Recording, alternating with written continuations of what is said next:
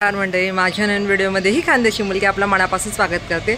आणि आज आपण खूप छान ठिकाणी जाणार आहोत। कुठे हे सगळी माहिती तुम्हाला तिथे भेटणार आहे, काय काय कार्यक्रम असणार आहे। सुरुवातीला तर तुम्ही थोडी बघितलंच आहे काय नेमकं, पण तिथे गेला ते आपण अजून माहिती जाणून घ्या। आणि चला, आई पण येते सोबत, तर आई आणि मी चाललो आहे आता पालखी सोहळ्याला, बरोबर आहे। चला आपण जाऊन घेते ते आणि केंद्र पण बघून घ्या आता। चलो मम्मी,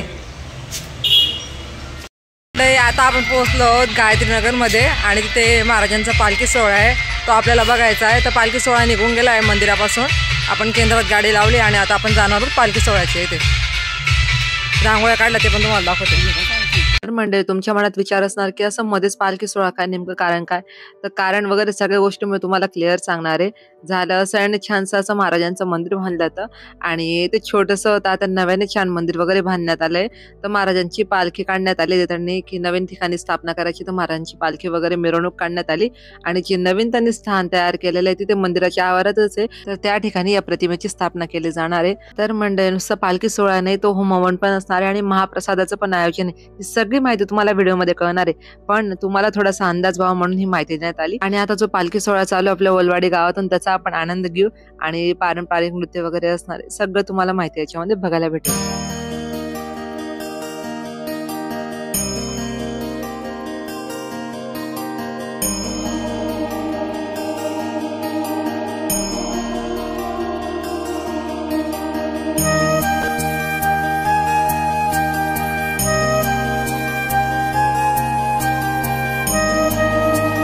पालखी येऊन पोहोचली ती गावातील मारुती मंदिराजवळ आणि मग पालखीची भेट घडवून आणण्यात आली।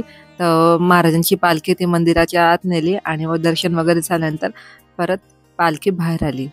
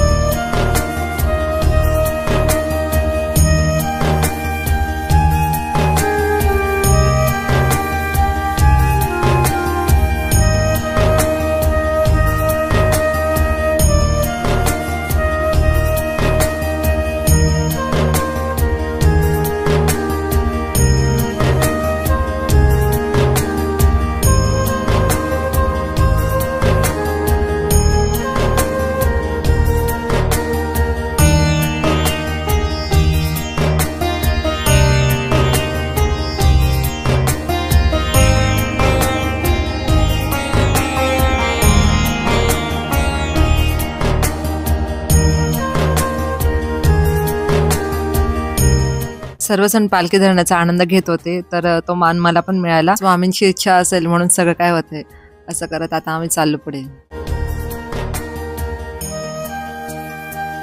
आणि या कल्पनाताई खूप वर्षांनी आमची भेट झाली आणि आता आपण जाणार आहोत मंदिरात। त्या अगोदरही ती मंडळी जी सगळे कार्य छान पद्धतीने पार पाडावं म्हणून मेहनत घेत होते। आणि आता आपण पोहोचलो आहोत गायत्री नगरच्या केंद्रामध्ये आणि छानसं आपण आता दर्शन घेऊ, छान मंदिराची माहिती पण घेऊ।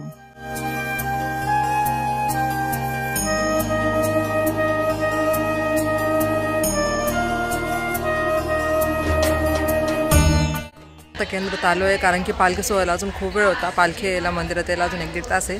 त्यामुळे म्हटलं चला मंदिरात येऊन मंदिराचं दर्शन घेऊ। तर मंदिराचं प्रवेशद्वार दाखवलं आहे मी तुम्हाला, आपला वटवृक्ष दाखवला आहे।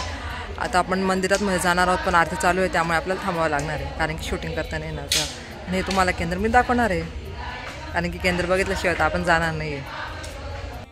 व्हिडिओ करायला आलो, कोण भेटला आपल्याला? अरुणाताई ताई भेटले, त्यांनी खूप मदत केली। तुझं मागचा आपण व्हिडिओ टाकला त्यामध्ये ताईंबद्दल एवढं खूप काय सांगता नाही आलं, कारण की माझी तब्येत खराब होती गडबडीत, पण ताई खूप सेवा करतात, तर आम्ही थोडासा प्रयत्न करतो. ताईने एवढं तर काम नाही अजून.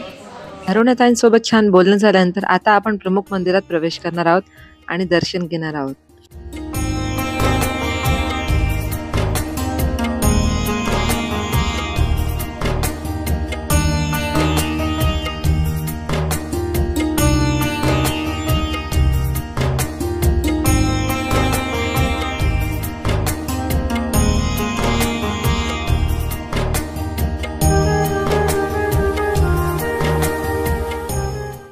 आपण केंद्राचं दर्शन घेतलंय, पण आपल्याला एक खास व्यक्ती भेटली. मी तुम्हाला त्याची ओळख करून देते.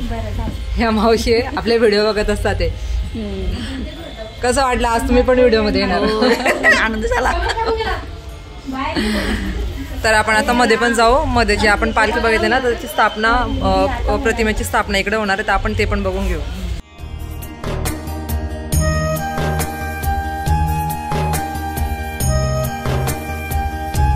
मला सांगितलं आता आपण मध्ये जाणार आहोत. जी पालखी येते ना, त्याच्या प्रतिमेची स्थापना इकडे होणार आहे. खूप सुंदर केलेलं आहे त्यांनी, तर ते पण आपल्याला बघायला भेटणार आहे. पहिल्यांदा असं होईल की मूर्ती स्थापनेच्या अगोदर आपल्याला बघायला भेटणार आहे ते स्थान, किंवा प्रतिमा स्थापनेच्या अगोदर आपल्याला ते स्थान बघायला भेटणार आहे.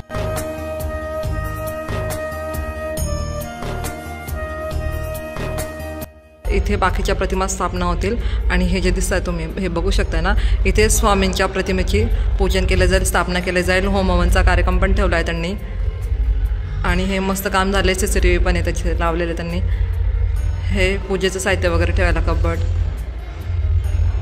खूप छान हॉल बांधला गेलेला आहे.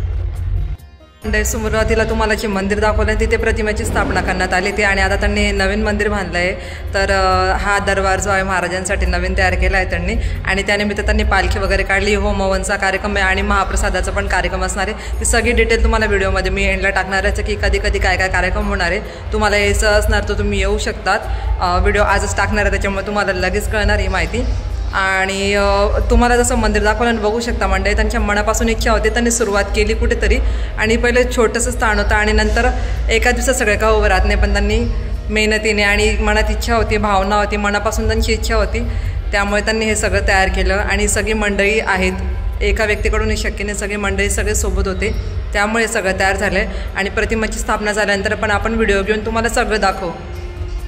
तर मंडळी ही आहे कार्यक्रमाची पत्रिका, ज्याच्यामध्ये काय काय कार्यक्रम होणार आहे आणि ठिकाण काय असणार आहे, वेळ काय असणार आहे, सगळं दिलं गेलंय. तर मंडळी कसा वाटला आजचा व्हिडिओ आणि माहिती? व्हिडिओ आवडला असेल तर लाईक करा, कमेंट करा, जास्तीत जास्त लोकांपर्यंत शेअर करा. आणि असं छान छान व्हिडिओ बघण्यासाठी माझ्या युट्यूब चॅनलला नक्की सबस्क्राईब करा.